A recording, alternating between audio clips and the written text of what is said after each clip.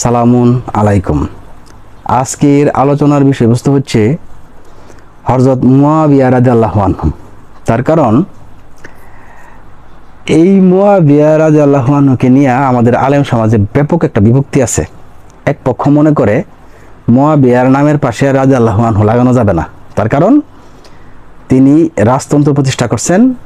তিনি হযরত আলী রাদিয়াল্লাহু আনহুর কাছ থেকে ষড়যন্ত্র করে ক্ষমতা নিছেন এবং তার রাজতন্ত্রের যে 20 বছরের ইতিহাস, এই পুরোটা সময় জুড়ে জুমার খুতবায় হযরত আলী, হাসান এবং হুসাইনকে গালিগালাজের বন্দোবস্ত করছিলেন। সেই জন্য তার নামের পাশে রাদিয়াল্লাহু আনহু লাগানো যাবে না। আর যারা এই ধারণার বিপরীত ধারণা পোষণ করে, তারা মনে করে যে যারা মুয়াবিয়া রাদিয়াল্লাহু আনহুর নামের পাশে রাদিয়াল্লাহু আনহু লাগানোর বিরোধিতা করে তারা জারদ সন্তান, এরকম কথা শোনা যায়। তাহলে এই যে ভয়াবহ একটা বিভক্তি আছে।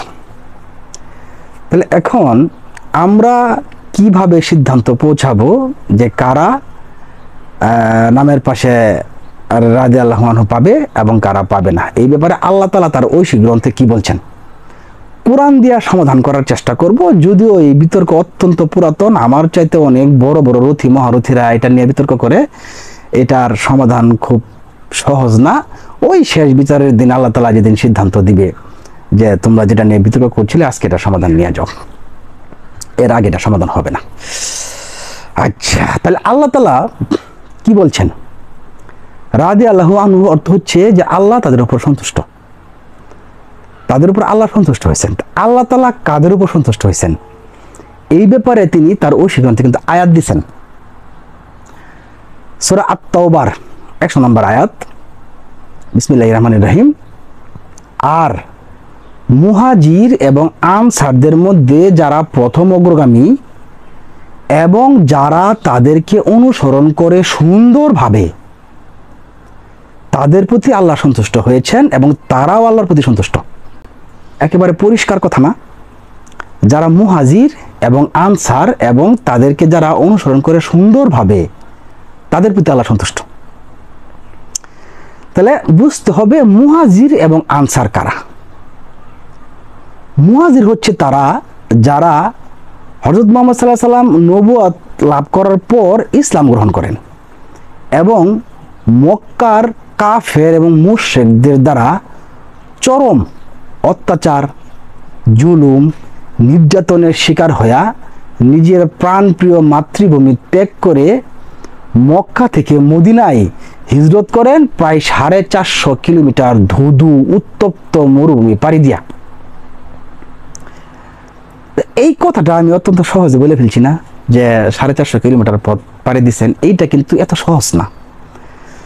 আপনি চিন্তা করে দেখেন তো, আপনার যেখানে নারী পুতা আছে, আপনার স্ত্রী সন্তান যেখানে আছে, যেখানে আপনি বড় হয়েছেন, চারদিকে আপনার স্মৃতি, আপনার পরিবেশ, আপনার ইমোশন সমস্ত কিছু যেখানে ছড়ায় আছে, আপনার জীবনের আবেগ, অনুভূতি, ভালোবাসা যে চারপাশে ছড়ায় আছে, যে সমস্ত উপকরণ আছে, সেই সমস্ত কিছু আপনি আপনার দ্বীনের জন্য, আপনি আপনার ধর্মের জন্য, আপনি আপনার রাসূলের জন্য ত্যাগ করে আপনি 450 কিলোমিটার ধুধু উত্তপ্ত মরুভূমি পাড়ি দিয়ে মদিনায় হিজরত করছেন।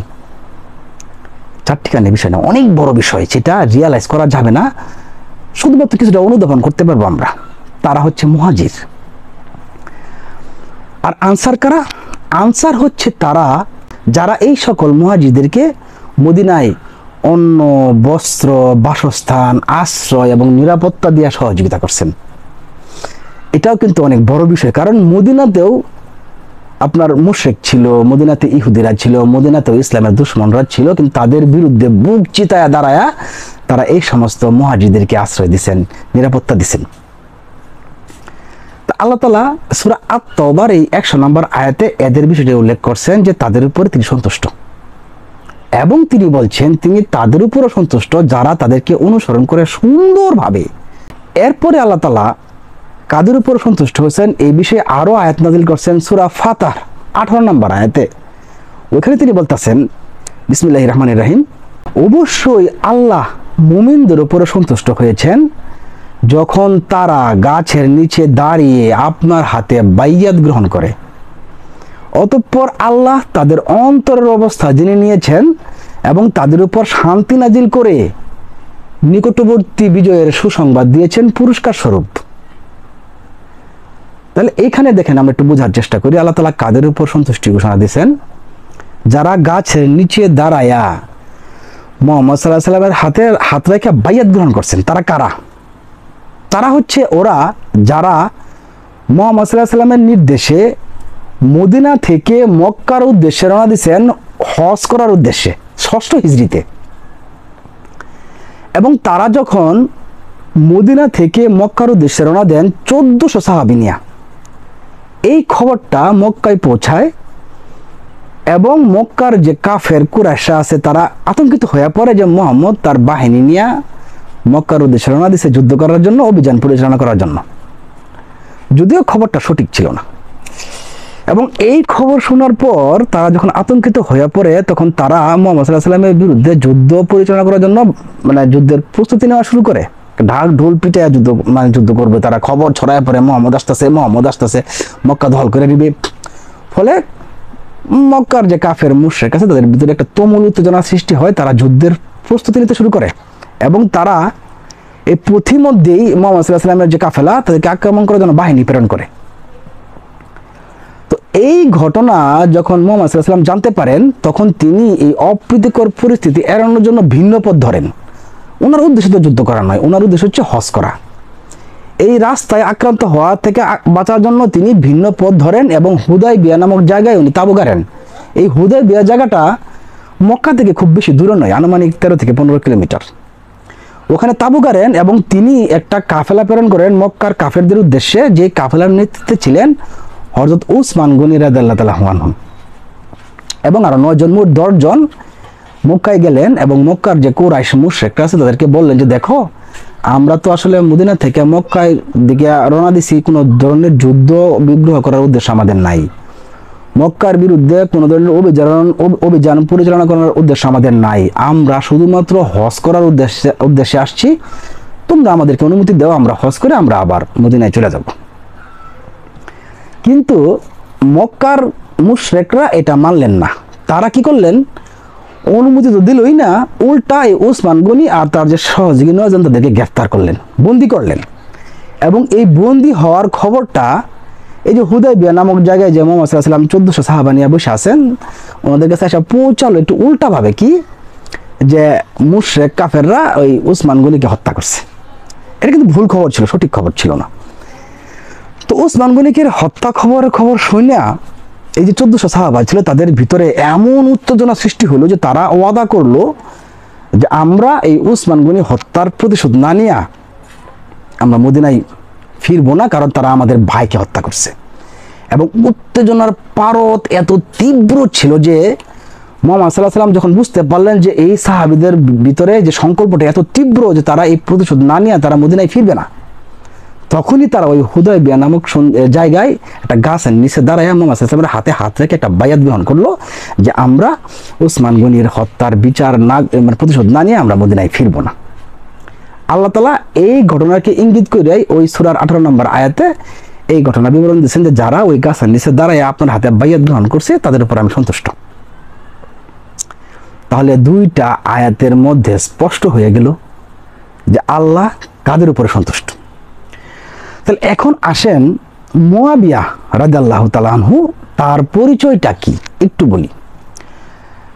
বদরের যুদ্ধে ইসলামের সবচেয়ে বড় দুশমন তৎকালীন আবু জেহেল নিহত হওয়ার পর মক্কার মুশরিকদের নেতৃত্বে আসে তারই আরেক ভাই আবু সুফিয়ান।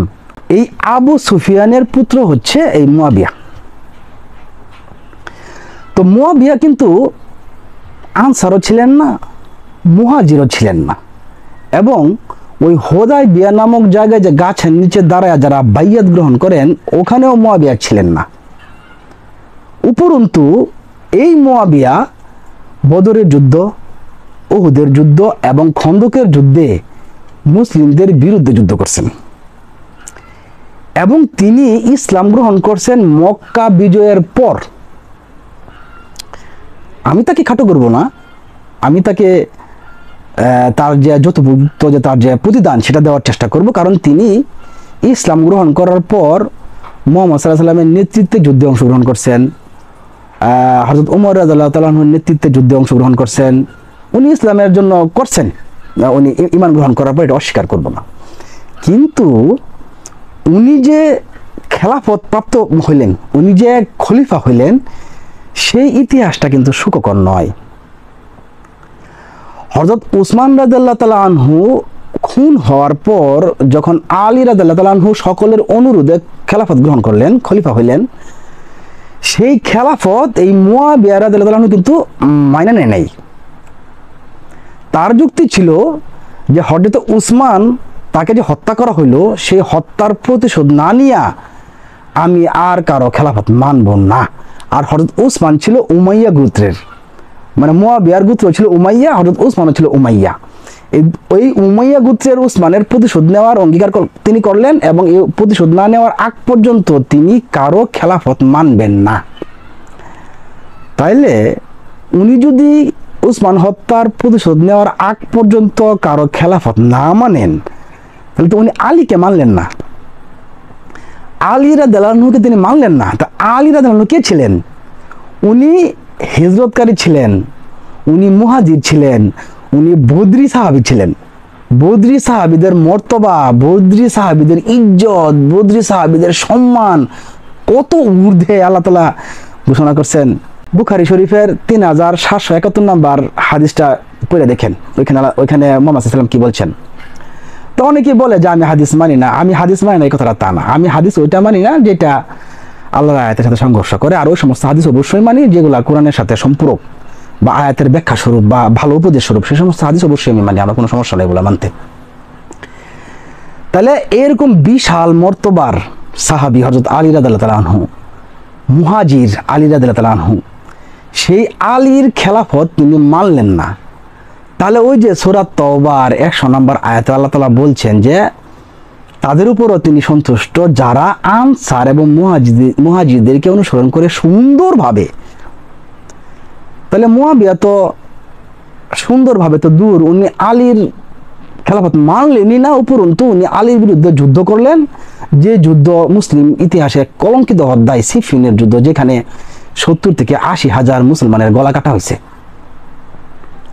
ওই যুদ্ধটা হয়েছে এই আলীর খেলাফতের বিরুদ্ধে, এই মুয়াবিয়ার যুদ্ধ, যিনি আলীর খেলাফত মানলেন না। এবং উনি আলী রাদিয়াল্লাহু আনহুর কাছ থেকে অত্যন্ত সুচতুরতার সহিত, প্রতারণার সহিত এবং খলিফা নির্বাচনের যে ইসলামী ঐতিহ্য, সেই ঐতিহ্যের বিরুদ্ধে গিয়া প্রতারণামূলকভাবে তিনি আলীকে হটাই দিয়ে তিনি খলিফা হলেন। তাহলে তিনি কিন্তু ওই 100 নম্বর আয়াতে আল্লাহ যাদের প্রতি সন্তুষ্ট হয়েছেন সেই ক্যাটাগরিতে পড়েন নাই, কারণ তিনি আলীর খেলাফত মানেন নাই।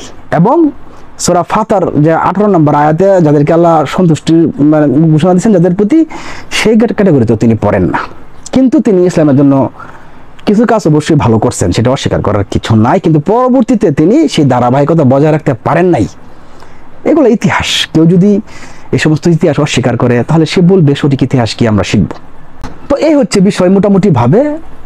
আরো অনেক কিছু বলা যায়, কিন্তু বললে পরে ভিডিওটা অনেক লম্বা হয়ে যাবে, আপনাদের ধৈর্যচ্যুতি ঘটবে। আজকে এই পর্যন্তই, বাদ বাকিটা যদি আপনাদের আরো আগ্রহ থাকে ইতিহাস ঘাটে জেনে নেবেন। সবাই ভালো থাকবেন, সুস্থ থাকবেন, আল্লাহ হাফেজ।